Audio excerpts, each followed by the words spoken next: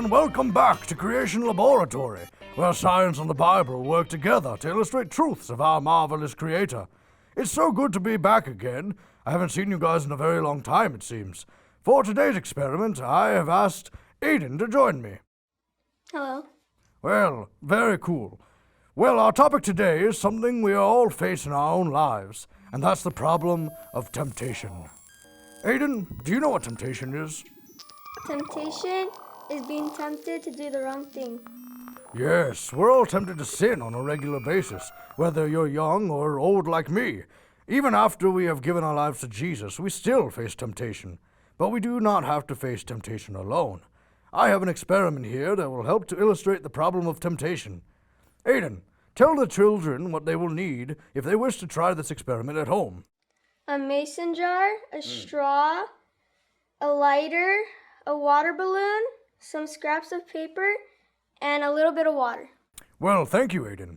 Boys and girls, today's experiment involves working with fire. So, you must have an adult assist you if you wish to perform this experiment at home. Your water-filled balloon should be just large enough to sit on the mouth of the jar without falling in. Aiden, let's first rub a little water around the mouth of the jar. Very good. Now, tell me, will you be able to push the balloon into the jar? No. We'll try. Well, it doesn't seem to be going in now, does it? No. No, it'd be easier to get a camel to go through an eye of the needle.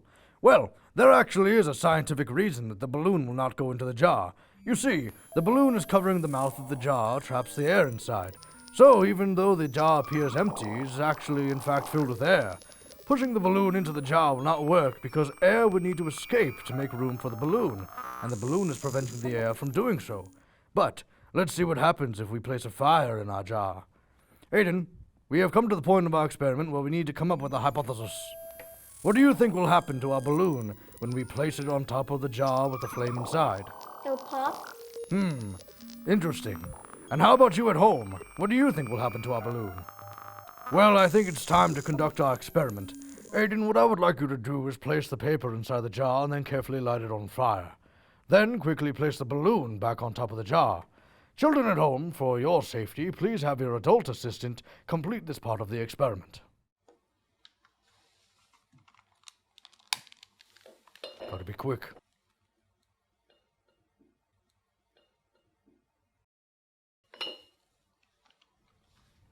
Burn.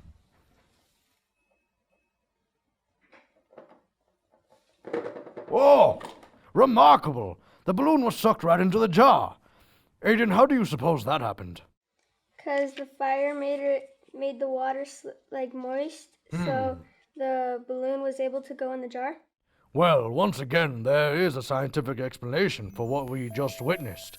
The fire instantly began heating the air inside of the jar. Hot air expands, so as the air expanded in the jar, there was no longer enough room for the air inside.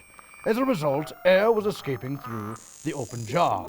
But once we placed the balloon on the mouth of the jar, the flame quickly ran out of oxygen and extinguished, leaving only warm carbon dioxide inside the jar. As the carbon dioxide began to cool, it contracted, creating a vacuum within the jar, thus pulling our balloon inside to fill the empty space. In our illustration, the jar represents sin and the balloon represents us. The flame inside our jar is temptation. We are drawn towards certain sins when we do not flee right away. That reminds me of Joseph in the book of Genesis. When he was tempted by the sin of Potiphar's wife, he ran away before the temptation became too great.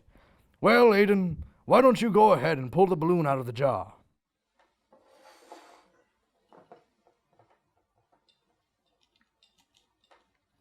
Almost there.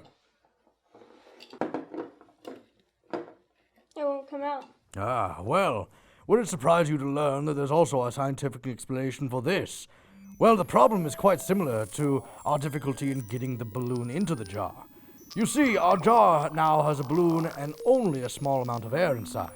But when we try to remove the balloon, we are pushing air out of the jar, and we are not able to fill in the space below the balloon.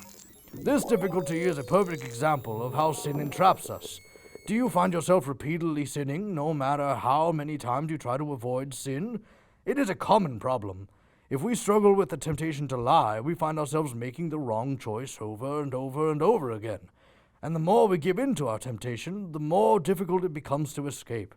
Well, let me tell you that you are not alone. We all have the same struggle with sin. Even the Apostle Paul, who had the same difficulty. In Romans 7:15, he says, "For what I am doing, I do not understand.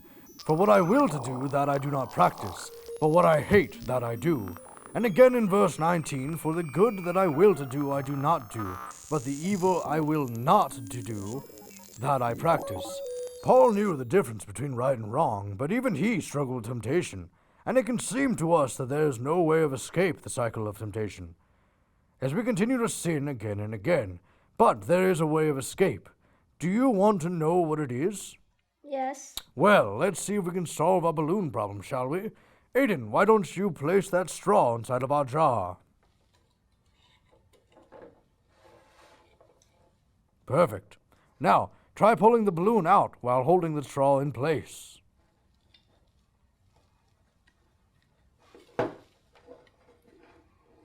Oh. Well, would you look at that? It worked, didn't it? So, Aiden, what do you think the straw might represent in our illustration? Jesus. Yes, you are absolutely correct. The straw represents Jesus. When we are caught in sin, we simply need to turn our eyes to God and ask Him for help.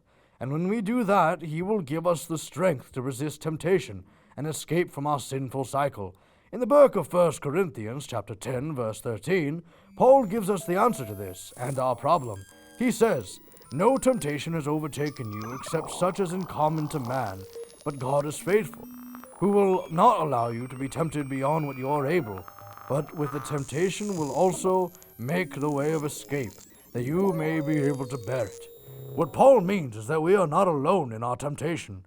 We all face the same kinds of struggles, but we can trust that God will help us when we turn to Him in our time of need. He will always give us the means to escape sin when we ask Him. Well, Aiden, were we correct in our hypothesis? No.